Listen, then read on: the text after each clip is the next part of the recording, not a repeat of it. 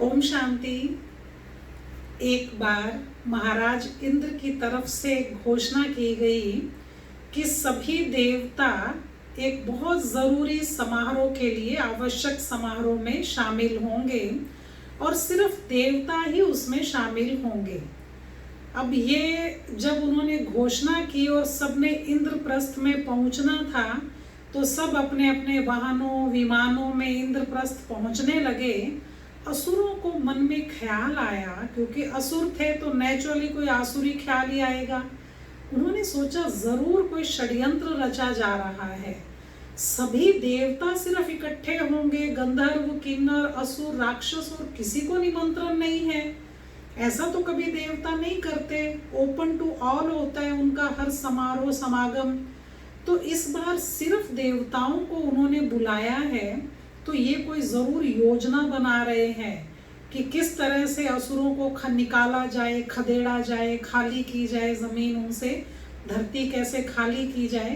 तो जरूर कोई वो योजना बना रहे हैं, इसलिए हम भी जरूर पहुंचेंगे गुप्त वेश में। और कितने ही असुर रूप बदल कर, क्योंकि मायावी तो वो होते ही हैं, बहुत सुंदर सुंदर रूप धारण करके और वो देवताओं की पार्टी के बीच में दावत में शामिल हो गए। अति खूबसूरत गार्डन, खुशबूदार फूल, बहुत रस भरे फल, वहां पर वो घूम रहे थे सभी।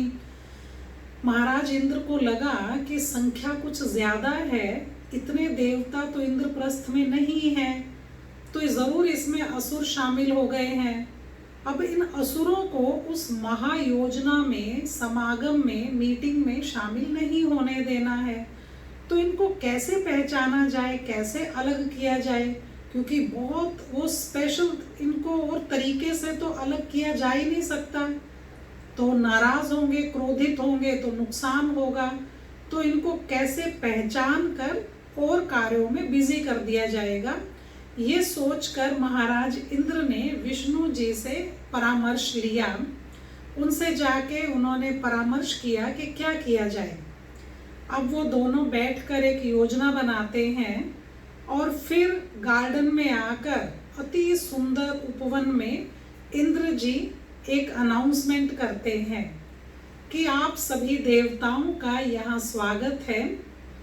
पूर्ण भोजन से पहले आप सभी को बहुत खुशबूदार, सुंदर, बढ़िया, टेस्टी मोतीचूर के लड्डू दिए जाएंगे और आप सभी वो लड्डू खाएंगे।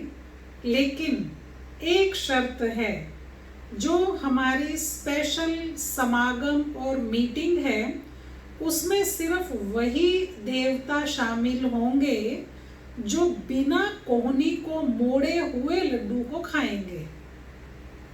अब ये कैसे संभव हो, तो बहुत अच्छी अच्छी सी लकड़ी की खपचियां, लकड़ी के डंडियां उन पर बांध दी गई, उनकी कोहनियों पर बांध दी गई कि वो कोहनी हाथ मुड़े ही नहीं, इसीलिए लकड़ी की फटियां दोनों हाथों पर बांध दी गई कि बिना कोहनी मोड़े हुए, बिना बाजू को मोड़े हुए लड्डू खाना है।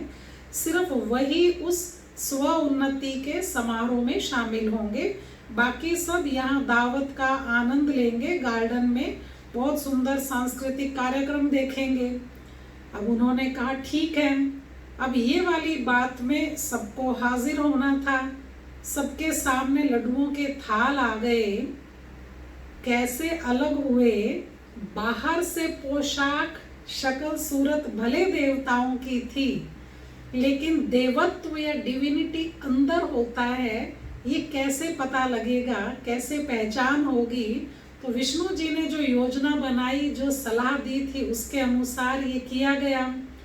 जो असुर थे वो लड्डू को उठाते थे और कोहनी तो मोड़नी नहीं है, बाजू तो मोड़नी नहीं है, इसीलिए लड्डू को उठा के बहुत जोर से ऊपर फेंकते थे और फिर उसके वो आगे मुंह खोलकर घूमते थे, मुंह खोलकर लड्डू के पीछे दौड़ते थे और लड्डू गिरता था, कभी नाक पर, कभी थोड़ा सा मुंह में, कभी जमीन पर, और वो सारा गार्डन भी खराब करते जा रहे थे।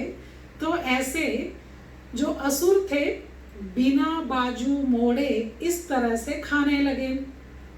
वो उठाते थे, लड्डू को ऊपर उछालते थे और मुंह खोल के भागते थे लड्डू की सीध में, ताकि वो मुंह में लड्डू आए। ये ट्राई उन्होंने किया। जो देवता थे उनकी पहचान बहुत ही अच्छे तरीके से हो गई। एक लड्डू का थाल बीच में रख कर दो देवता आमने सामने बैठे और वो प्यार से लड्डू उठाते थे। दोनों थोड़ा थोड़ा आगे झुकते थे और एक दूसरे के मुंह में लड्डू डाल देते थे।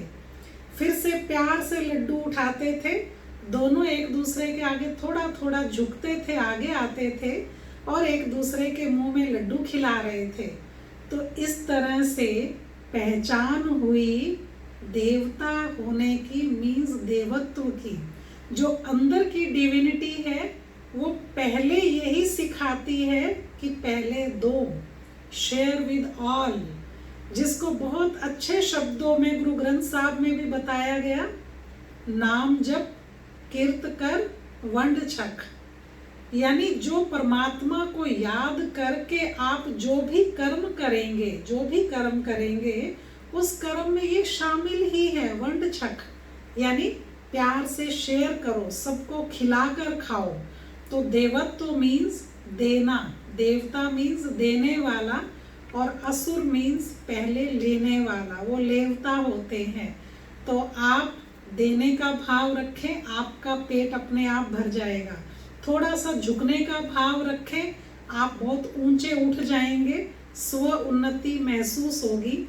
ओम शांति।